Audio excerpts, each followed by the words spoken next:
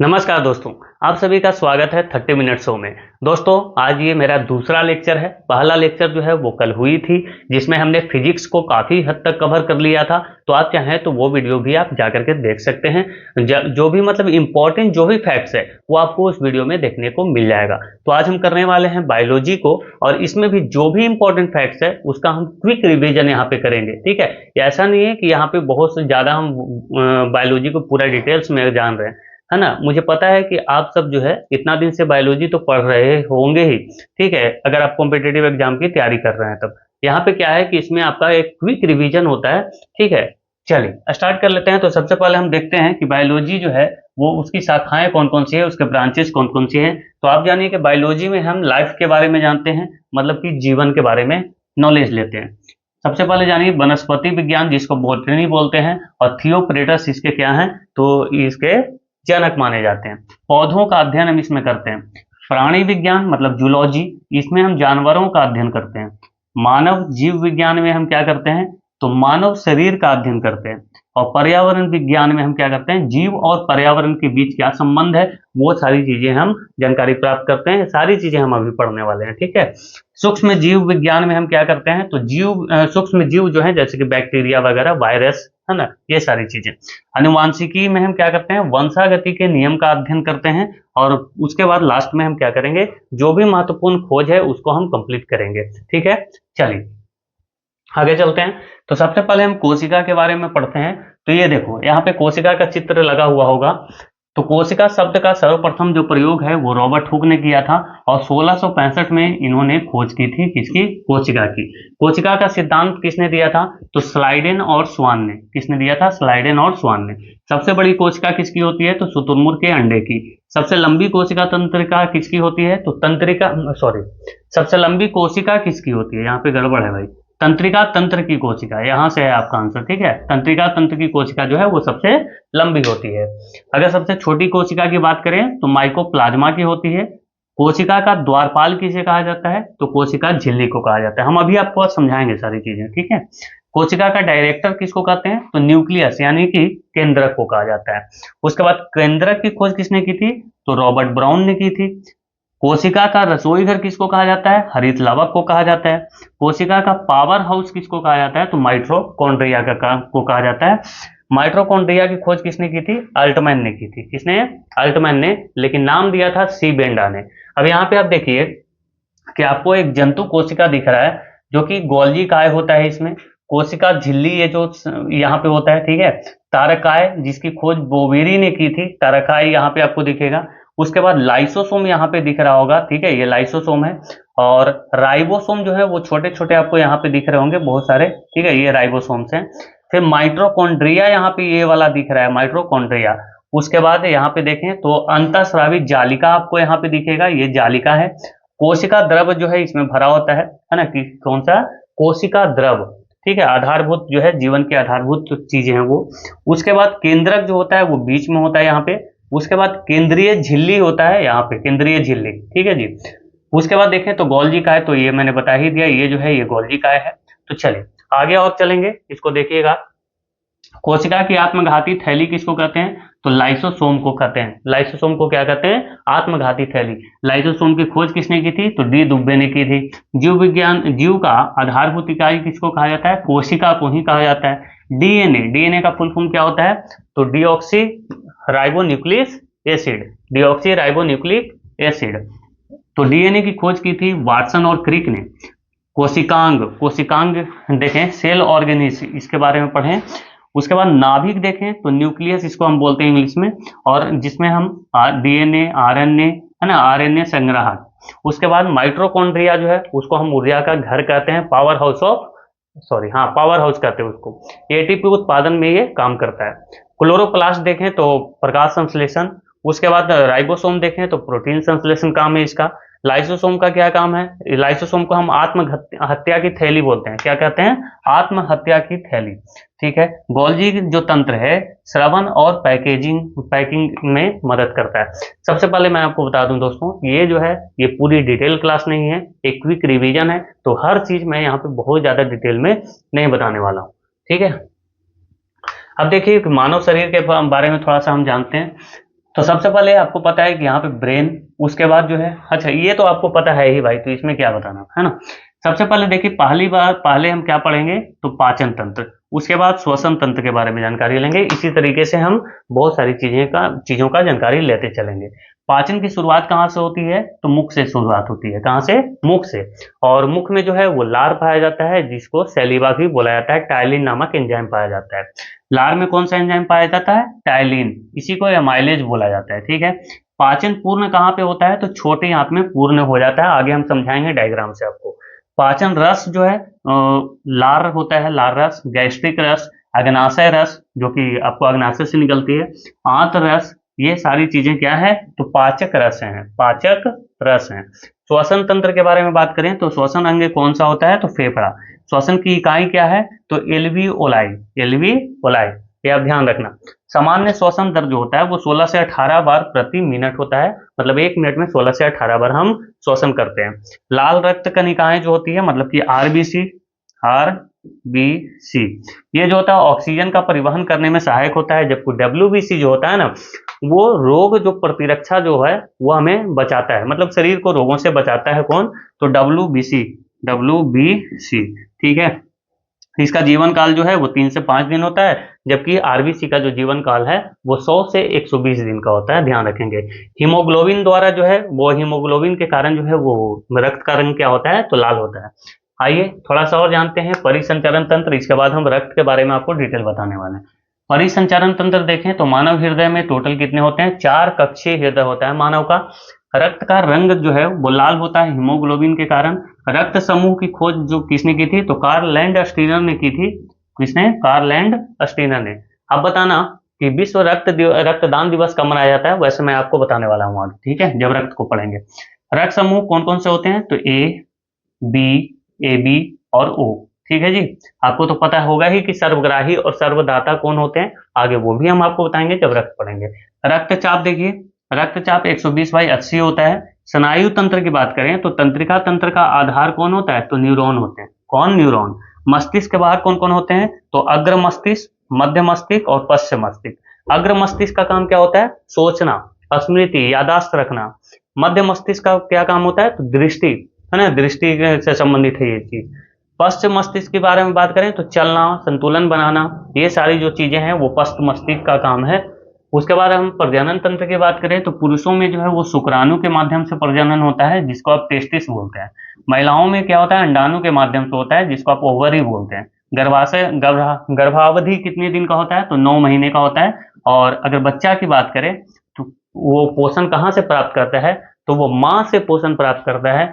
और किसके द्वारा, तो प्लेसेंटा के द्वारा। ठीक है, किसके द्वारा, प्लेसेंटा के द्वारा। देखिए यहाँ पे आप समझिएगा सारी चीजें। सबसे पहले देखिए कि हमने क्या किया, पाचन मुख से आरंभ किया। कहाँ से, मुख से आरंभ किया।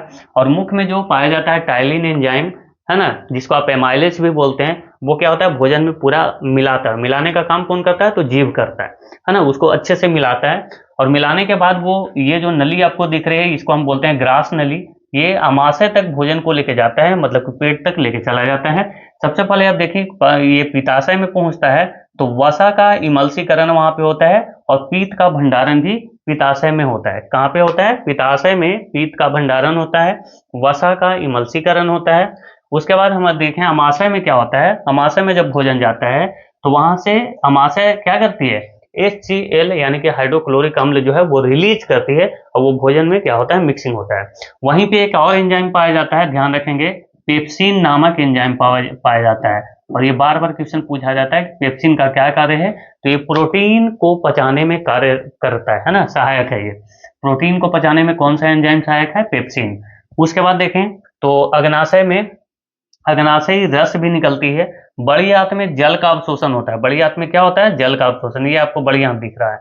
उसके बाद जब छोटी आंत में लास्ट में जब कहाँ जाता है भोजन, अंतिम रूप से तो छोटी आंत में जाता है ना, तो छोटी आंत में क्या होता है, कार्बोहाइड्रेट का पाचन हो जाता है, वसा का पाचन भी यहीं पे होता है, प्रोटीन का भी पाचन यहीं होता है, और पचे हुए पोषक पदार्थ का अवशोषण भी यहीं पे होता है। जो भी भोजन आप खाते हो उसमें कुछ ना कुछ न्यूट्रिएंट्स होते हैं, पोषक तत्व होते हैं, जैसे कि विटामिन हो गया, प्रोटीन हो गया, खनिज लवण हो गया, है ना, वसा हो गया, ये सारी जो चीजें हैं उसका अवशोषण कौन करता है, छोटी आंत कर लेती है।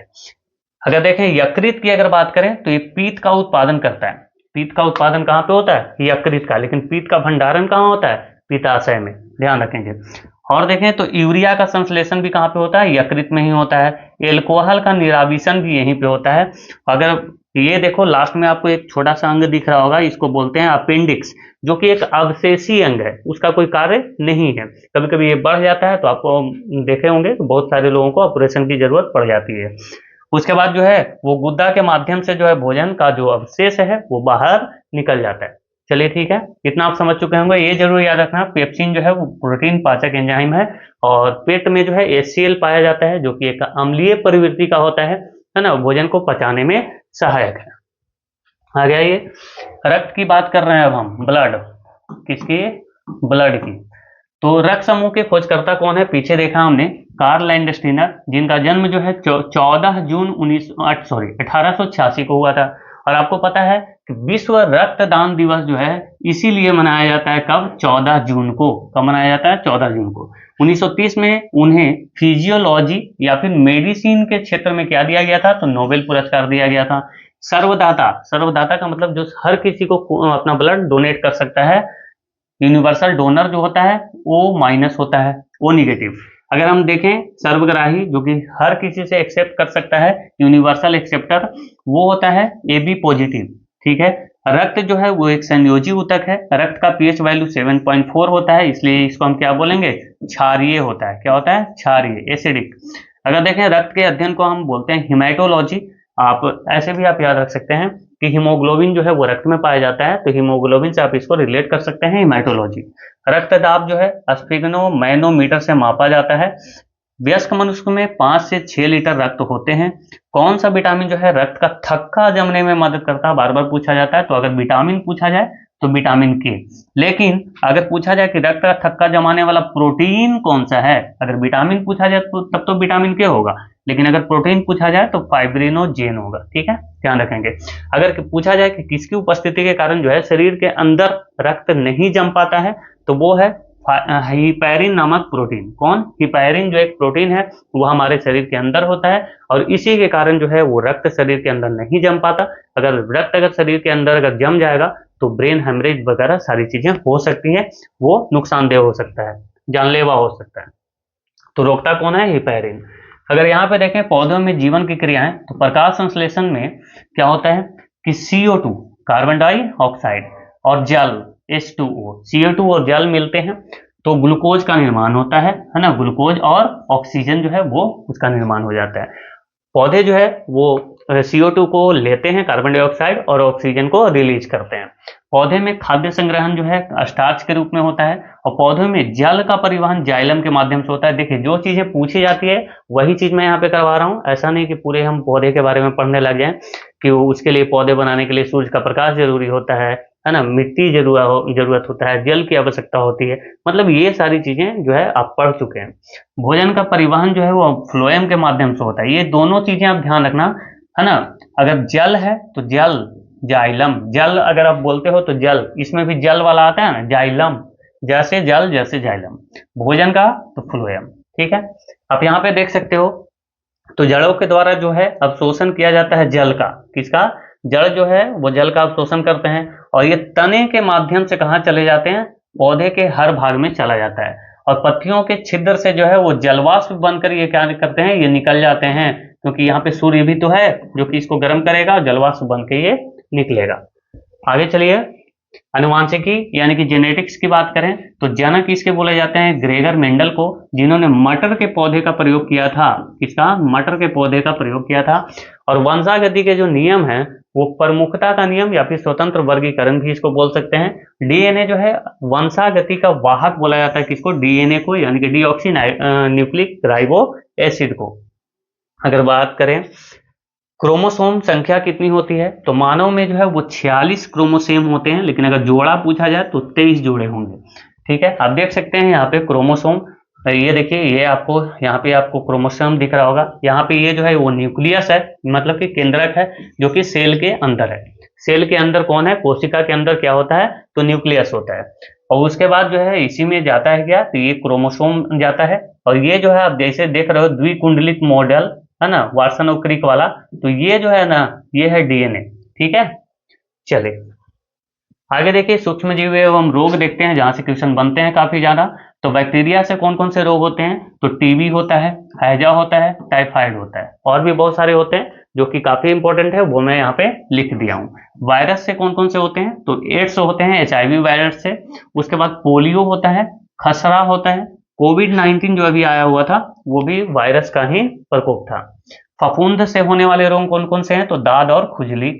परजीवी से रोग होते हैं कौन कौन से? तो मलेरिया, जो कि प्लाज्मोडियम नामक परजीवी से होता है। अगर फाइलेरिया की बात करें तो सूत्रकृमि के द्वारा होता है। आप यहाँ पे देख सकते हैं कि सूक्ष्म जीव किस किस प्रकार के होते हैं, जो कि नग्न आंखों से आप देख भी नहीं पाओगे। आप यहाँ पे देखो कि कांटा वाला जो है वो एक आपको चम्मच दिखाई दे रहा होगा।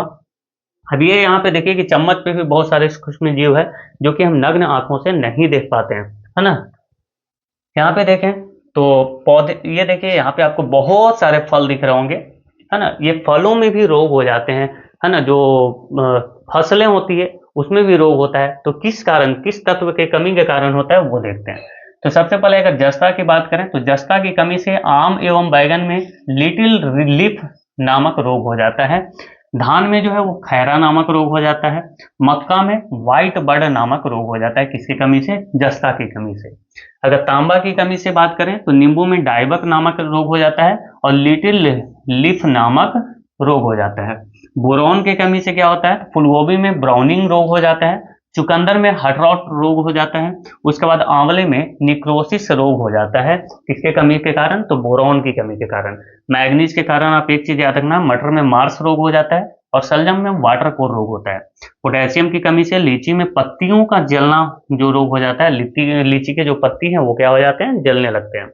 कैल्शियम की कमी से गाजर में कोटर स्पॉट रोग होता है। ऑक्सीजन की कमी से आलू का ब्लैक हट रोग हो जाता है, मतलब आलू में जो है वो काले काले आपको दिखने लग जाएंगे अंदर।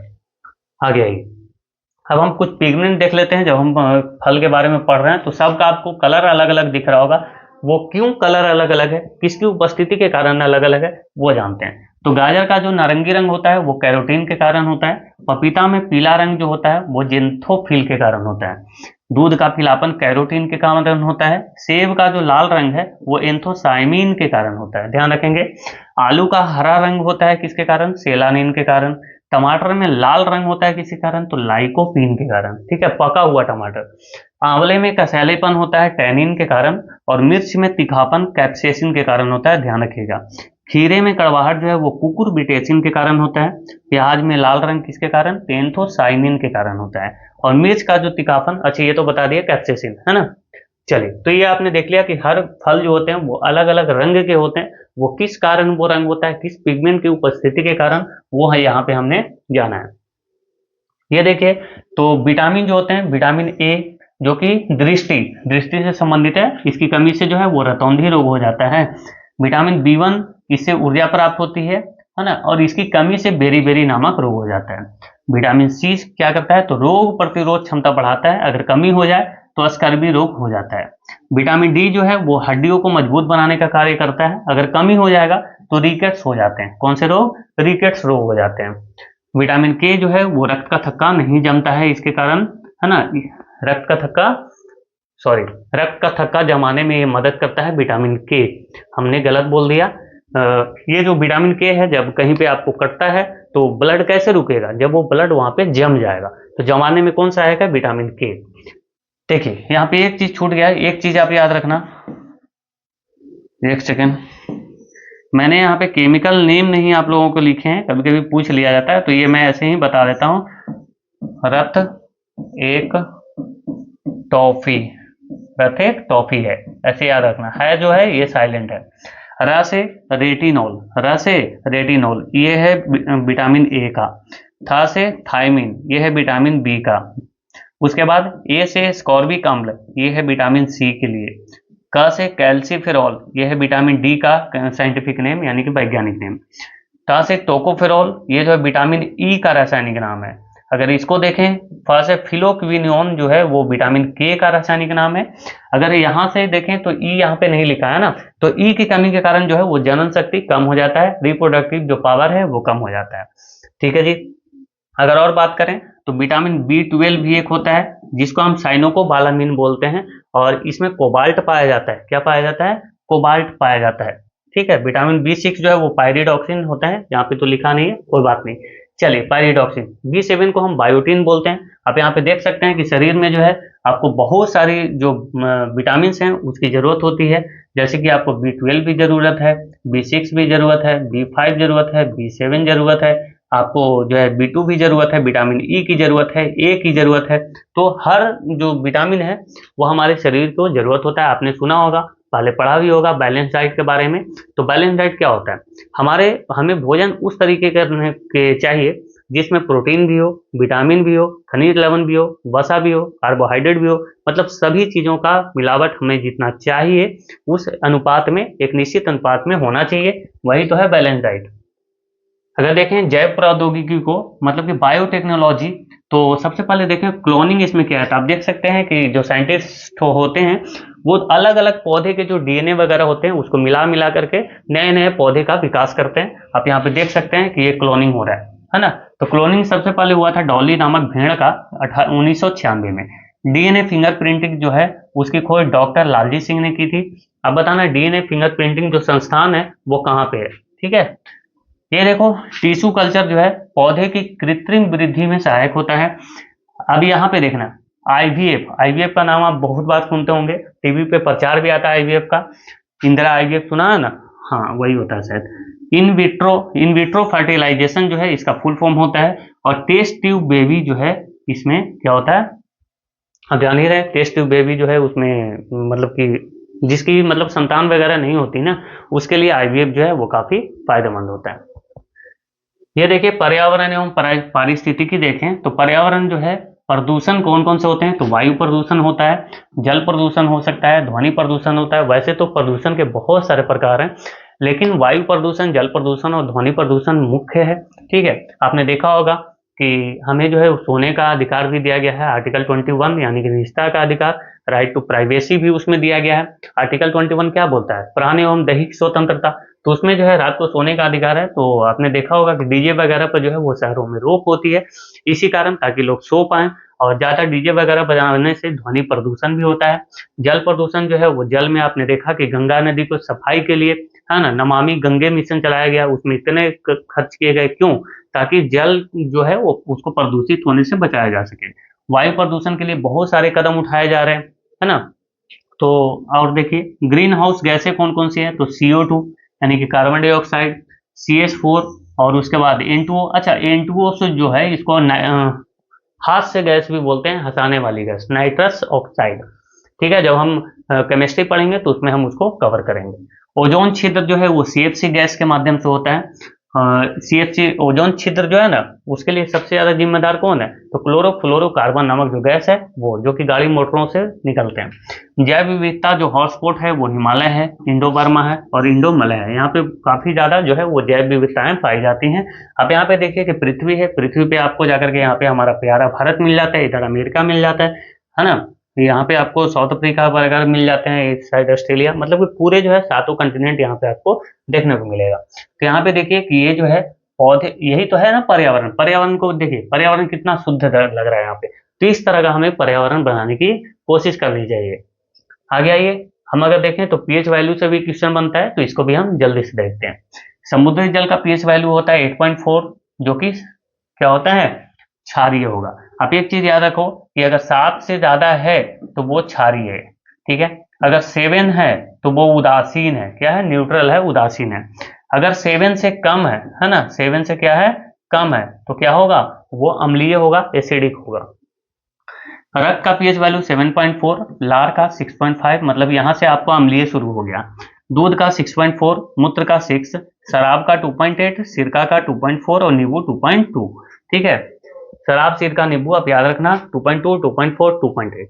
यहाँ पे आप देख सकते हैं कि पीएच स्केल की खोज जो है वो सोरेनसन ने की थी। 7 पर जो है वो न्यूट्रल होता है यहाँ पे, जो कि वाटर होता है। जो शुद्ध जल होता है उसका पीएच वैल्यू 7 होता है। अगर आप वाटर में अगर इलेक्ट्रिसिटी अगर दौड़ाएंगे तो वहां पे नहीं दौड़ेगा, अगर शुद्ध जल होगा तो।